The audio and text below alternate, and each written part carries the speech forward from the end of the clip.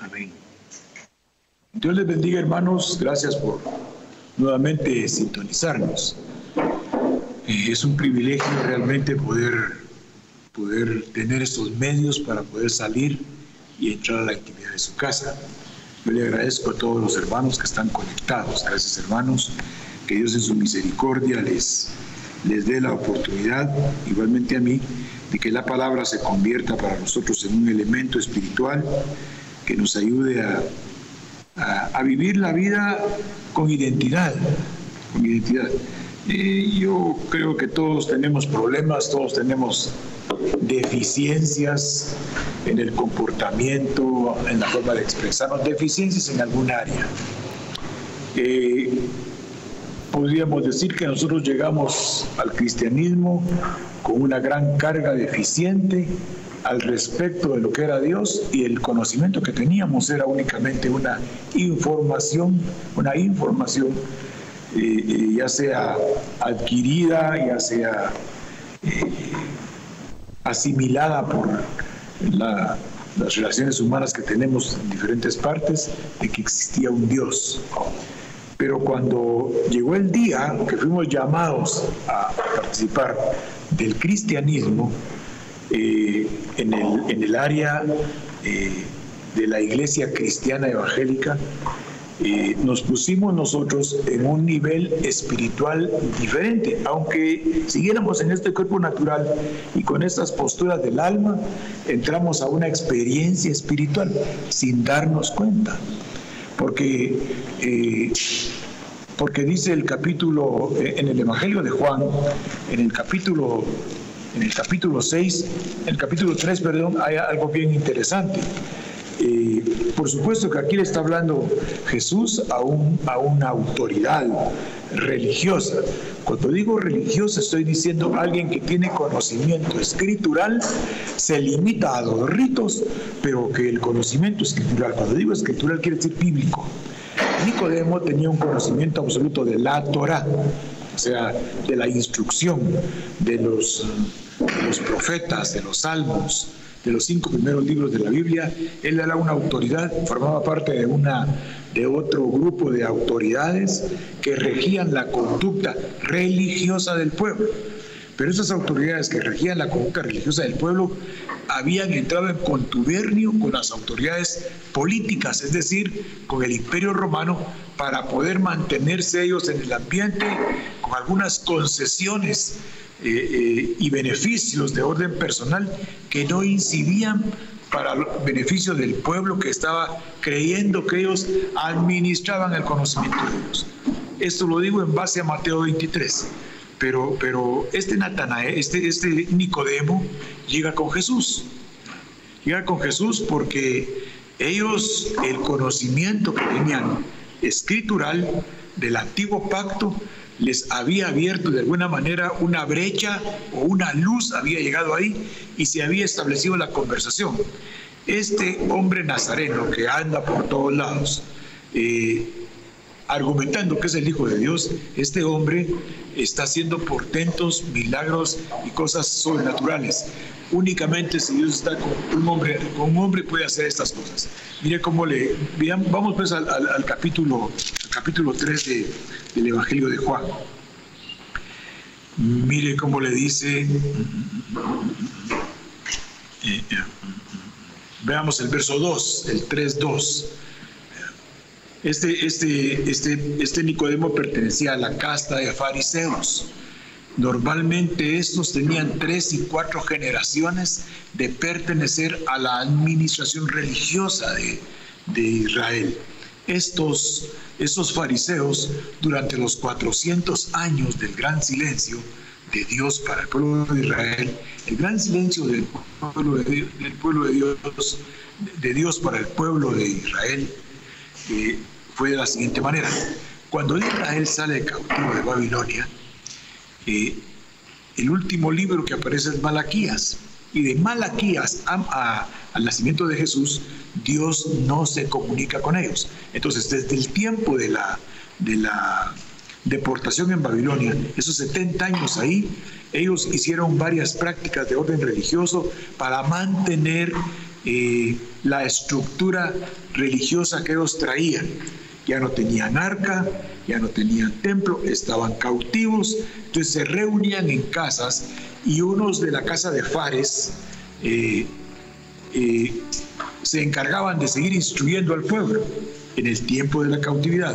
Cuando salen de la cautividad, esos 400 años de silencio antes de que aparezca el Mesías, los fariseos jugaban un papel importante teniendo la autoridad jerárquica. Los publicanos pertenecían a esta casta, pero no en el nivel de fariseos, sino que en el nivel de consultantes. Los publicanos eran a quienes consultaban los fariseos porque ellos eran autoridades conocedoras y escudriñadoras de la palabra. El problema es que el fariseísmo se mezcló con las cosas del mundo e hizo pactos de orden político con los romanos con el propósito que les permitieran seguir en sus prácticas religiosas. Fue un contubernio ahí, fue una mezcla de dos cosas que con el tiempo tuvieron que separar. Una cosa es el cristianismo y otra cosa es la administración política de los países. Regresemos. Nicodemo llega y le dice en el verso 2 del capítulo 3 de Juan, le dice a Jesús, este vino a Jesús, dice, de noche, y le dijo, rabí. Rabí quiere decir autoridad magisterial. Rabí quiere decir autoridad del nivel publicano que no llega al fariseo. O sea, le habló así considerándolo un maestro, pero no una autoridad espiritual. Por eso le dijo rabí, maestro, autoridad del conocimiento. Le dijo, rabí, sabemos que has venido de Dios como maestro. Oiga, el calificativo, como maestro, porque nadie puede hacer las señales que tú haces si no está Dios con él. O sea, ellos vieron la escritura y lo que él hacía lo cotejaron y se dieron cuenta que lo que hacía Jesús empalmaba con lo que la escritura establecía, con lo que el antiguo pacto establecía, pero a nivel de instructor, no a nivel de Mesías. Entonces Jesús le responde en el verso 3, de cierto te digo, Nicodemo, que el que no nace de nuevo no puede ver el reino de Dios. Mire pues, aquí es como partir una roca, y separar dos grandes pedazos. Este venía con todo el acervo cultural de orden religioso antiguo testamentario y entendían ellos con el conocimiento antiguo testamentario que este hombre llamado Jesús venía de parte de Dios, pero como instructor, como maestro, no como Mesías. Y Jesús le abrió de una vez el panorama espiritual que él venía a establecer sobre la tierra y le dijo, el que no nace de nuevo no puede ver el reino. Es una cosa es ver, una cosa es ver. Yo puedo ver las cosas, verlas de lejos. Y mire lo que sigue a continuación. Nicodemo, que era un hombre acostumbrado a los análisis, a las interpretaciones de las cosas naturales, interpretaciones de las cosas naturales, y le dijo, ¿cómo puede un hombre nacer siendo ya viejo? ¿Puede acaso entrar por segunda vez en el vientre de su madre y nacer? Quiero que entienda esto. Él tenía una manera natural de interpretar, estaba en su derecho pleno, era lo lógico desde el punto de vista humano. Tienes que nacer de nuevo, le dice Jesús, para poder ver el reino. El argumento de él es natural, es humano, porque él está en el nivel de 1 Corintios 2:14. Las cosas del espíritu han de discernirse espiritualmente. El hombre natural no puede entender las cosas que son del espíritu, porque para él no tienen interpretación, porque las cosas del Espíritu las debe de interpretar el Espíritu Santo para nuestro espíritu que Dios nos ha vivificado y poder comprender las cosas del Señor. Dice, Nicodemo le dijo: ¿cómo puede un hombre nacer siendo viejo? ¿Puede acaso entrar por segunda vez en el vientre de su madre y nacer? Jesús obvió esa respuesta humana natural. Jesús obvió esa respuesta de lógica humana. Y le dice Jesús en el verso 5: de cierto te digo, que el que no nace del agua y del Espíritu no puede entrar. Mire pues, hay que nacer de nuevo. Cuando uno recibe a Cristo como Señor y Salvador, le vivifican su espíritu. Un espíritu que estaba muerto en nosotros, que estaba detenido en nosotros, que estaba ausente en nosotros. Solo éramos hombres naturales, éramos hombres almáticos, hombres razonadores. La razón en nosotros era un argumento para poder existir, para poder vivir, poder comunicarnos. Éramos hombres que analizaban, que veían las cosas y se conducían de acuerdo a las circunstancias. Pero ahora, cuando creímos en Cristo, nos dan un espíritu que viene de la presencia de Dios. Dice el capítulo 6, verso 63 del Evangelio de Dios: mis palabras son espíritu y son vida.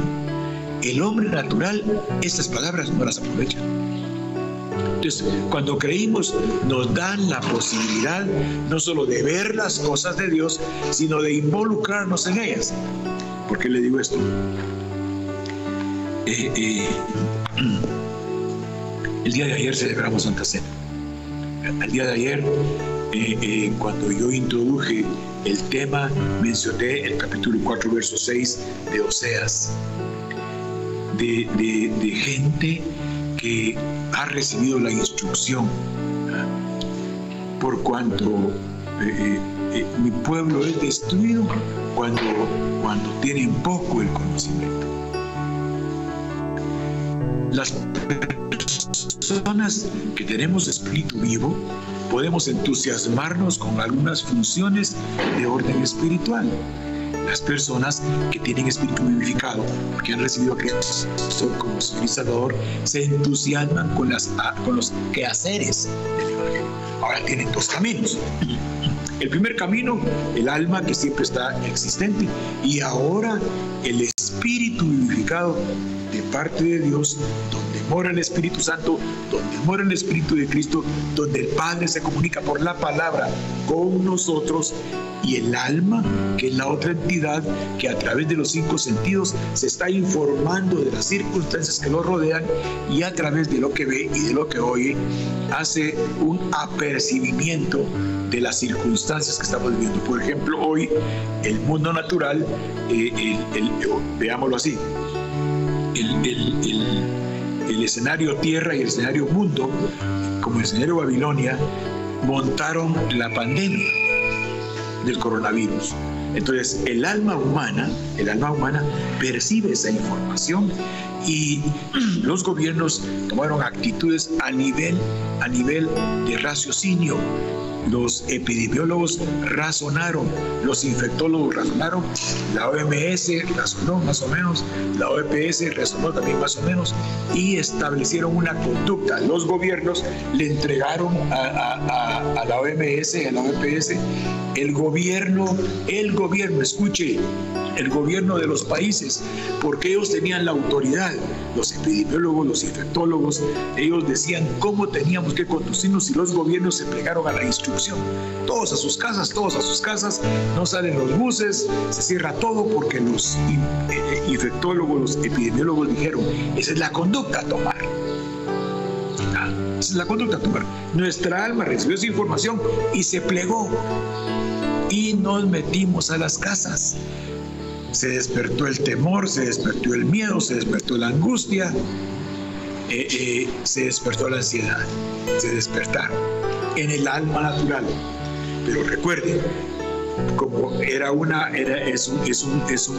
enfermedad que afecta al cuerpo físico, entonces los médicos encargados de crear los mecanismos de defensa tomaron las medidas, los gobiernos se plegaron y se hizo lo que los epidemiólogos y los infectólogos decían. Interesante, ¿ah? El alma se plegó. Ahora, veamos la otra parte. Cuando el Espíritu es vivificado en nosotros, lo que Dios espera es que nosotros, por la palabra de su poder, nos incorporemos al pensamiento de Dios. ¿Para qué al pensamiento de Dios? Porque al habernos preservado un tiempo de la relación social, de la relación humana, preservó parcialmente a la humanidad de una pandemia catastrófica. Bueno, que conste, todavía no ha pasado. Ahora, y lo que esto provocaba era una muerte física. O sea, lo que provoca el coronavirus es que la gente se muera y vaya a parar a un cementerio. Pero Dios viene y envía a Cristo Jesús para pagar por el pecado que mata a la humanidad. Para pagar por el pecado que mata a la humanidad, envía Dios al Cordero. El Cordero Jesús voluntariamente se entrega en la cruz del Calvario, paga por nuestros pecados, y todo aquel que cree en Cristo Jesús y lo reconoce como Señor y Salvador y cree que en la cruz del Calvario se canceló el género de muerte, o sea, el agente de la muerte se canceló, muerte, se acabó tu victoria, sepulcro, el aguijón desapareció, muerte como aguijón, desapareciste, sepulcro como victoria sobre la humanidad, no existes más. Entonces, Cristo vino a establecer una victoria de preservación del alma, para que el alma no muera, sino que viva eternamente. Entonces, todo esto que está aquí, lo que Dios quiere es que lo entendamos, lo asimilemos y espiritualmente nos pleguemos y entremos al reino. Yo pude haber visto todo lo que estaba originando la pandemia, pero no me pongo mascarilla, no me lavo las manos. ¿Cuál es el futuro? Que me voy a enfermar. Ya hay ejemplos de altas autoridades a nivel mundial. Léase, presidente de Estados Unidos, que no usó las medidas preventivas y en este momento está con coronavirus. Quiere decir que la enfermedad sí es real, que la enfermedad existe. Que Dios reprenda al diablo. No es una enfermedad del diablo, pero la usa para rebelarse por parte de algunos. Entonces, yo hubiera muerto, no hubiera llegado, no hubiera resistido hasta el día de hoy, 5 de octubre. Entonces, pero esto es en el orden natural, pero en el orden espiritual, la muerte es de orden eterno. Pero Dios se reserva el derecho de admisión. Fíjese que le dijo Jesús a Nicodemo. Nicodemo le dijo: de cierto te digo, que el que no nace del agua y del Espíritu no puede entrar en el reino de los cielos.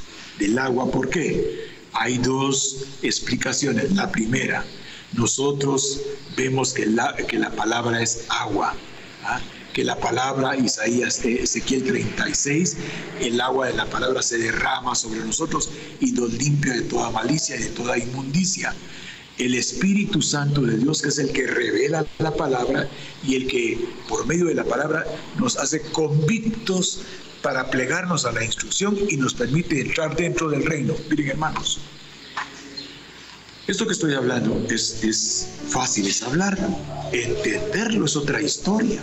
Entender esto que estamos hablando es otra historia. Yo puedo ver el reino. Si yo puedo ser pastor, puedo participar de la oración, al frente de la oración, puedo participar al frente del grupo de jóvenes, al frente del grupo de niños. Yo puedo hacer una serie de funciones de carácter humano. Puedo ser un colaborador con un grupo social que son seguidores de Cristo y exponerles la palabra y esta misma no afectar mi vida. soy un expositor. Por eso le dijo Nicodemo a Jesús, maestro, porque lo puso en el nivel de ellos. Solo enseñaban, pero no vivían. Y no que yo esté hablando mal de los, ¿cómo se llama?, de los fariseos, de ninguna manera. Solo quiero que vea usted esto.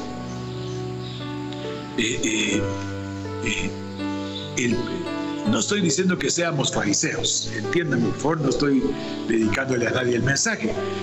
Hoy en la mañana hablábamos con mi esposa, hablábamos ayer con mi hermano Toniel, con mi hermana Ninette, con mi hermana Flor, con mi hermano Eddie, con varios hermanos que vinieron. Yo les decía, si vamos a retornar a la iglesia con la misma mentalidad que veníamos antes de la pandemia, no vale la pena. Porque solo venimos a ver el reino, pero no estamos dentro de él. Tenemos que cambiar la mentalidad y la Biblia lo dice, cambiad pues en el espíritu de vuestra mente, porque tenéis que entender cuál es la buena voluntad de Dios agradable y perfecta. O sea, tiene que haber una actitud diferente, no una actitud como dona del Patojo Aragán, que la pandemia le cayó como anillos a los dedos porque evitó participar del grupo presencial. Yo creo que le cayó peor porque ahora con eso de virtual a veces es sumamente difícil por una pantalla estar recibiendo instrucción. Si estando presente una mosca vuela y va atrás de ella, se imagina usted la forma virtual. Imagínense cuánto daño, que esa gran brecha que nos va a dejar de ausencia y del conocimiento de las cosas humanas. Bueno, usted me tiene en otro lado. Sigamos, regresemos. Este periodo de pandemia tiene que hacernos entender que antes de la pandemia solo veníamos a ver el reino. Solo veníamos a ver el reino y hacíamos caso omiso de la palabra. Nicodemo le dijo a Jesús, maestro. O sea, le dijo, instructor. Nosotros también somos instructores. Esto es el paréntesis. Nosotros somos instructores. Nosotros también enseñamos. Pero cuando Jesús habla de ellos, les dice, así que todo lo que digan que guarden, guárdenlos. Jesús hablando de los fariseos. Así que todo lo que digan que lo guarden, guárdenlo. Mas no hagan conforme a ellos, porque conforme a sus obras, porque dicen y no hacen. Entonces, hermanos,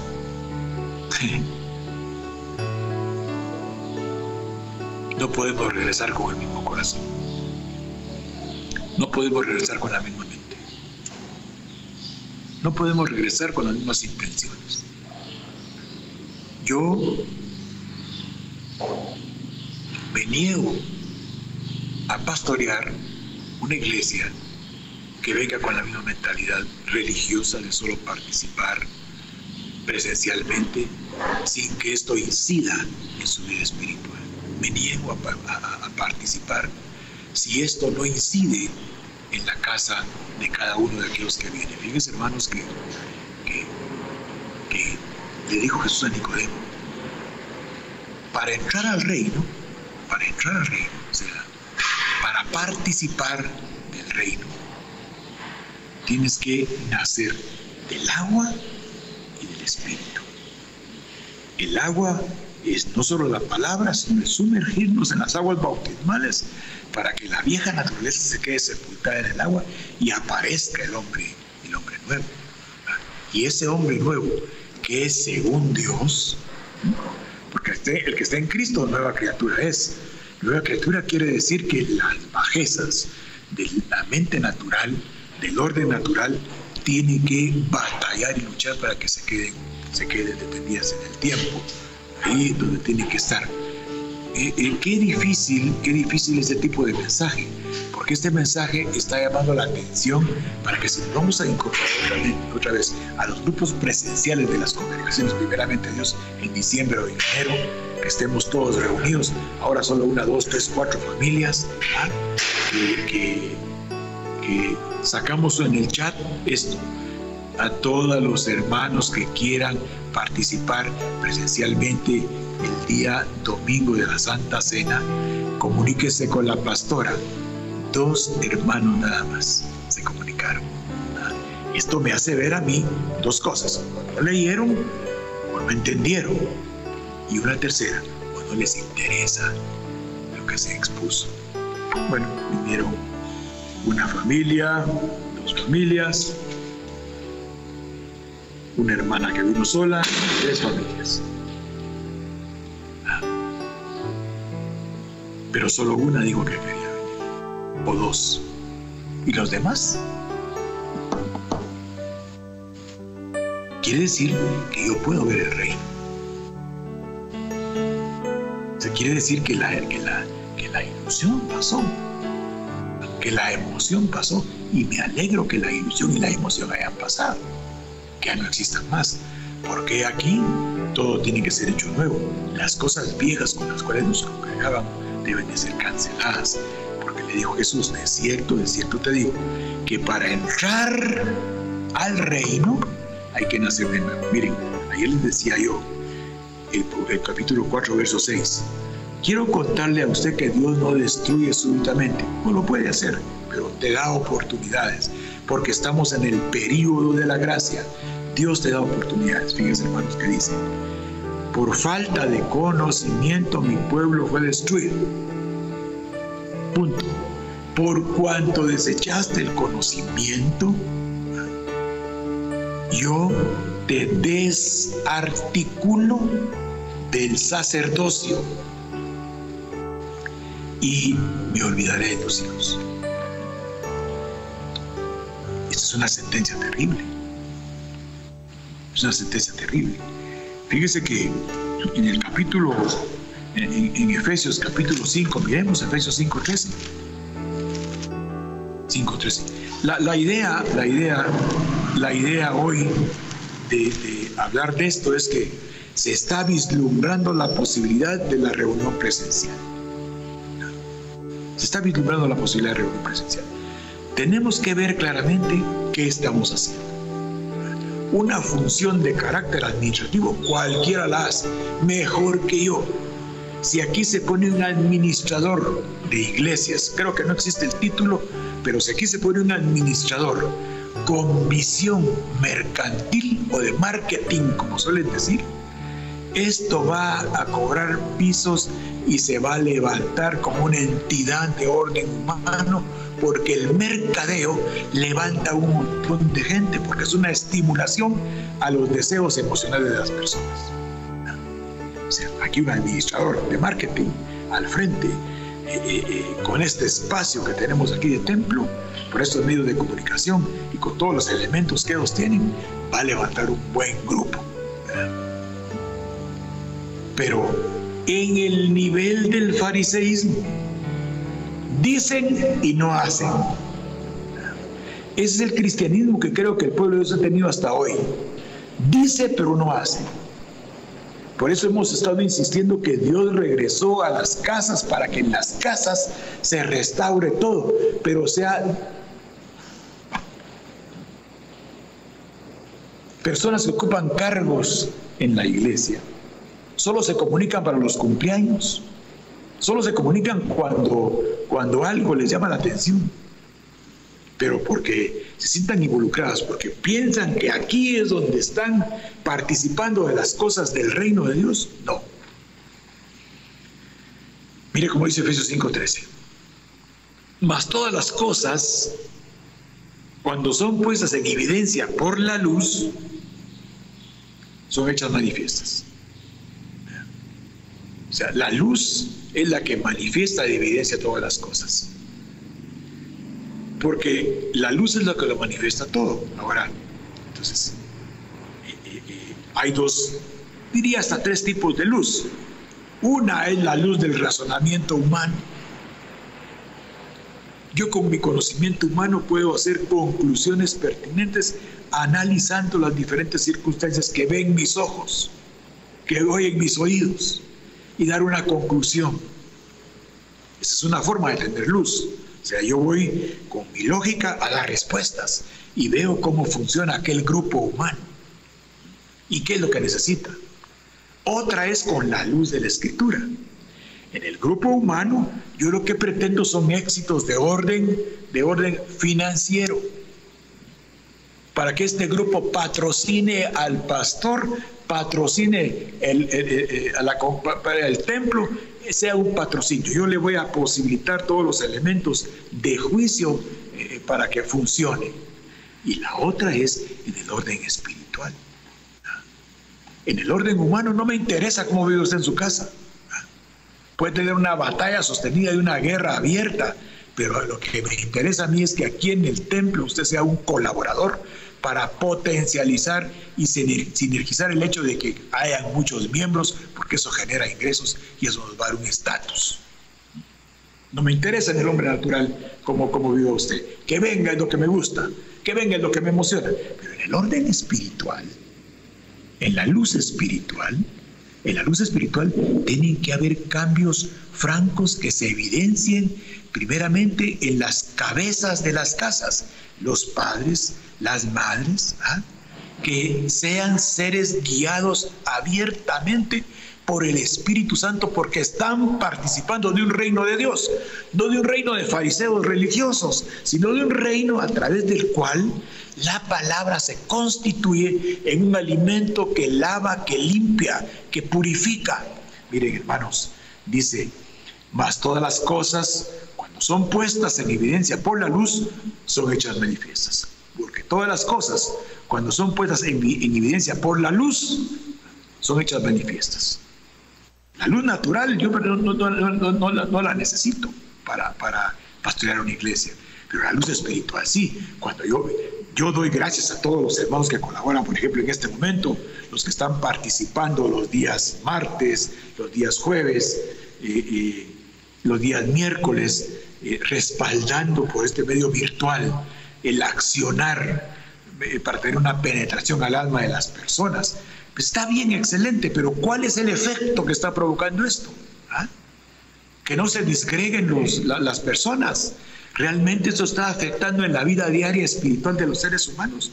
Estuvimos congregando unos 10, 12, 15 años aquí y yo he tenido unas quejas tan terribles de la función de los hogares que desdicen completamente que la palabra hubiera efectuado algún hecho espiritual dentro de ellos.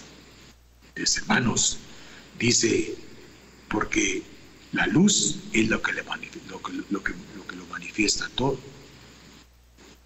Yo, en el capítulo 1 del Evangelio de Juan, veamos el Evangelio de Juan en el capítulo 1. Entonces, tenemos que pensar, hermanos amados, a qué vamos a regresar a las congregaciones. ¿A qué vamos a regresar? Con el mismo corazón. ¿Será que este encierro o este regresar a las casas, aunque se estuvo diciendo, hermanos, entendamos, hay 7 escenarios? Los 7 escenarios: el escenario cosmos, el escenario tierra, el escenario mundo, el escenario Babilonia, el escenario Israel, el escenario iglesia. 6 escenarios. Pero hay un 7º escenario que es la familia. Regresamos a los grupos familiares. ¿Qué beneficios ha provocado? ¿Qué crecimiento se ha establecido? Yo, en lo personal, solo tengo un testimonio de una familia que ni son los papás, son los abuelos, que empezaron a instruir a los nietos, ya adolescentes, al respecto de la importancia de tener conocimiento escritural para que vaya moldeando dentro de nosotros nuestra conducta. Gloria a Dios, porque son gente joven que pueden plegarse a este tipo de instrucción. Un testimonio. De ahí el resto de testimonios. A ver. Miren lo que dice el capítulo 1 del Evangelio de Juan. Dice el verso 5. Juan capítulo 1, verso 5. La luz en las tinieblas resplandece. La luz en las tinieblas resplandece. Y no solo resplandece. La luz en las tinieblas resplandece. La palabra es luz. La instrucción es luz. Los grupos congregacionales son luz, porque el cuerpo de Cristo, le hace cada uno que ha recibido a Cristo como Señor y Salvador, es luz de la tierra. Hermanos, perdónenme, las congregaciones para algunos son negocios. Para mí es preocupación. Para mí es preocupación. A mí me preocupa cada familia de la congregación Montegenicín. Más cuando me entero de los desacatos abiertos, totales, completos y absolutos a la palabra.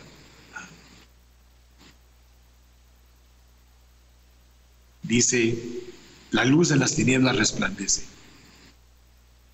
Y las tinieblas no prevalecieron contra ella.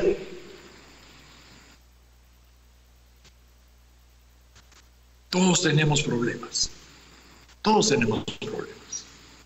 El simple hecho de ser terrícola es un problema ya. Es un problema ser terrícola.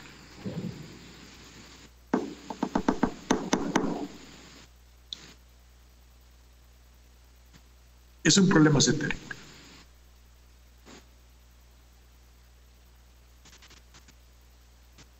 Pero cuando nosotros pertenecemos al grupo espiritual, en el verso 4 del Evangelio de Juan, capítulo 1, verso 4, está diciendo, en él estaba la vida. La vida era la luz de los hombres. Miren lo que dice el verso 4 del capítulo 1. Pues quiere decir que a nosotros la luz del razonamiento más o menos nos funciona. Pero la luz espiritual, que es Cristo mismo, el Hijo de Dios, que voluntariamente vino a morir a la tierra, Él sigue activo y sigue incidiendo en nosotros. Y si Él es luz, y está en nosotros, las conductas heredadas, el carácter heredado. Por eso yo me recuerdo que vimos el justo que fortalece la casa, que al fortalecer la casa del justo alcanza niveles de fe, y cuando tiene niveles de fe se acerca a Dios, y como se acerca a Dios hace las obras de Dios. Luego vimos el arrepentimiento, vimos el perdón, vimos la reconciliación, porque son las formas de acercarnos a Dios.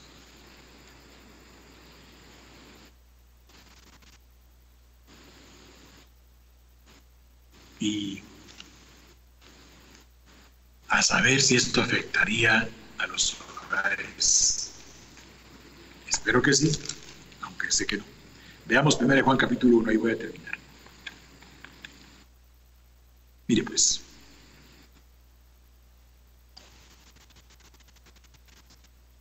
Primera de Juan capítulo 1, verso 5. Hermanos, les vuelvo a repetir. Haga una evaluación. Haga una evaluación.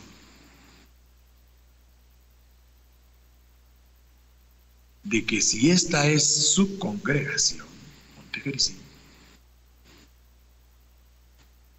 tenemos que hacer una evaluación, porque así como nos redujeron a nuestras casas para no contaminarnos de coronavirus, así la palabra es luz. El propósito de ser cristianos, ¿cuál es? ¿Cuál es la razón de ser cristiano? Que esto afecte en mi vida personal para que yo viva según los pensamientos de Dios, o hago una sinergia enfermiza entre mi alma y los pensamientos de Dios. Es una batalla la que tenemos interiormente, tenemos que librarla, y Dios nos anticipó con Jesús: en el mundo tendréis aflicción, pero no temáis, yo he vencido al mundo. O sea que hay problemas, hay dificultades, pero tiene que haber evidencias de que estamos vivos espiritualmente. Miremos lo que dice el 1.5. Este es el mensaje que hemos oído de Cristo. Y ahora les anunciamos: Dios es luz y no hay ninguna tiniebla en él. Y ese es el verso que quiero remarcar. Si decimos que tenemos comunión con Cristo Jesús y andamos en tinieblas, esta palabra tinieblas es bien interesante. Esta palabra tinieblas es bien interesante porque en nuestro español quiere decir ausencia de luz, ausencia de claridad. Pero fíjense, hermanos, que en el griego, es bien interesante, porque en el griego quiere decir la palabra tiniebla, quiere decir escatos, sin camino, sin alternativa, guiado por otro. El que esté en tinieblas no tiene conciencia de su condición. Está siendo guiado por otro o por otros. Aquí tendríamos que hablar una serie de cosas, pero cuando dice que la palabra prevalece, la palabra es la luz. Si decimos que tenemos comunión con Él y andamos en tinieblas, si somos guiados por nuestra propia opinión, si somos guiados por nuestra herencia, si somos guiados por las circunstancias, no tomando en cuenta a Dios. Mi pueblo fue destruido porque le faltó conocimiento. Y la destrucción, en este caso, no es súbita. Es una desarticulación. Es una desarticulación paciente, arrancando cosas vitales de los seres humanos y de los hogares. Cuando dice, a mi pueblo le faltó conocimiento, por eso fue destruido, quiere decir que las circunstancias de cualquier tipo han ido quitando los mejores elementos de la relación humana, para que entremos en una crisis tremenda. Menos mal que tenemos la alternativa del arrepentimiento, menos mal que tenemos la alternativa de que somos justos, de que podemos fortalecer la casa, de que podemos crecer en fe. Y la primera obra que tenemos que hacer es reconciliarnos en las casas.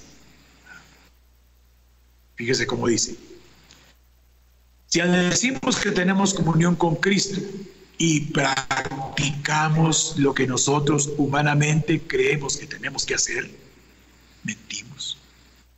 No andamos en luz y no practicamos la verdad. Esta escritura es correctiva. Esto nos da una orientación, nos da un norte, nos da una finalidad de conducta. Si decimos que tenemos comunión con Él y andamos en tinieblas, mentimos y no practicamos la verdad. Verso 7. Pero si andamos en luz, como Cristo está en la luz, tenemos comunión unos con otros. Y como consecuencia de que tenemos comunión unos con otros y nos interrelacionamos espiritualmente, no estamos hablando de que me invite usted a almorzar y que yo le invito a usted y que para el cumpleaños ahí voy a estar y que cuando se muera voy a predicar. No estoy hablando de eso. La comunión implica un respeto, una valoración de las personas, una evaluación concienzuda de que los seres humanos son importantes para Dios, de que las personas que yo conozco que vienen a esta congregación, Dios las respeta absolutamente. Por lo tanto, si yo soy cristiano, tengo que respetarlos y tengo que valorarlos, tengo que respaldarlos. Si vamos a regresar a la congregación en enero, primeramente Dios, o diciembre, en el grupo presencial de la membresía, tenemos que venir con otra mentalidad. Si regresamos con la mentalidad con la cual nos mudamos a nuestras casas, vamos a traer los problemas de la casa, las dificultades de la casa, las tinieblas de la casa, y vamos a traerlas aquí, y los mismos problemas de allá los vamos a replicar aquí. Pero si andamos en luz como Él está en la luz, tenemos comunión unos con otros. Y entonces la sangre de Jesucristo, su Hijo, nos limpia de todo pecado. Fíjese pues, mire cómo es el mundo espiritual. Cuando le dijo Jesús, si naces del agua y del Espíritu puedes entrar al reino, le estaba diciendo, comunión unos con otros. Pero si tú dices que andas en tinieblas y tienes comunión con otros, no estás en tinieblas. Pero si tú dices que andas en la luz y te ejercitas en la tiniebla, mientes. Y lo que es peor, y no practicas la verdad, estás carente completamente del camino de la verdad y la vida. Fíjense, hermanos, que mire qué importante tener comunión unos con otros. Una comunión honrada, decente, una comunión justa, una comunión de respeto, de valoración, una comunión responsable. Yo te valoro, yo te respeto. Si no nos valoramos y no nos respetamos los que nos vemos. El verso es, si decimos que amamos a Dios a quien no vemos y tenemos conflicto con el que vemos, somos mentirosos. Si decimos que creemos en la luz y nuestra conducta es en tinieblas, o sea, sin tomar en cuenta a Dios, ¿qué es eso? Y lo peor, que decimos que administramos la verdad y las evidencias lo niegan, ¿qué pasa? ¿Qué es eso entonces? Puede ser que a mi pueblo le faltó conocimiento, por tanto fue destruido. Cuando tenemos una relación real, de respeto y de valoración, así como Dios nos respeta y nos valora. Dios nos respeta y nos valora. Dios mira en nosotros el pacto del compromiso que Cristo hizo con nosotros. Eso mira Él, mira la sangre de Cristo en nosotros. Y como mira la sangre de Cristo en nosotros, Él no nos destruye. Porque el ángel de la destrucción en el capítulo 12 de Éxodo, Dios lo mandó. No cree usted que apareció por ahí un ángel malo, que no. Dios lo mandó a destruir a los dioses de Egipto. Pero no estaba en el programa no estaba en el modo del ángel, destrucción de los que tenían la cobertura de la sangre de Cristo. O sea, Dios no pretende destruirnos. Él pretende, por la instrucción de la palabra, despertarnos. Despiértate, tú que duermes, levántate de los muertos y te va a alumbrar Cristo Jesús. ¿Cómo me despierto? Por la escritura, por el reconocimiento, por el arrepentimiento, por el perdón, por la reconciliación, por fortalecer mi casa, por crecer en fe, por hacer las obras que de antemano están programadas para que yo las haga. Todos los cristianos tienen programa de Dios para hacer obras que Él de antemano estableció para que tuviéramos en ellas. Si tenemos comunión unos con otros, estamos con Cristo Jesús. Si tenemos comunión unos con otros, la sangre de Jesucristo nos limpia de todo pecado.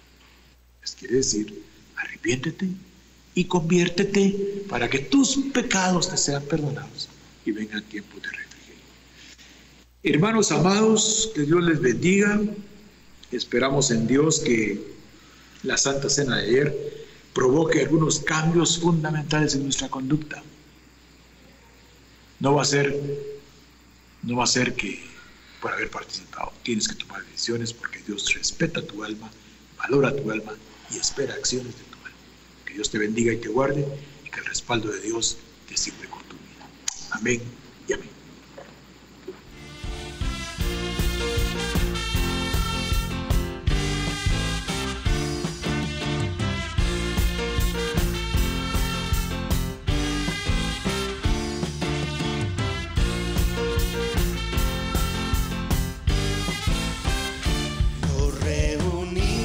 Hoy con cánticos de júbilo nos reunimos para darle gloria a Dios.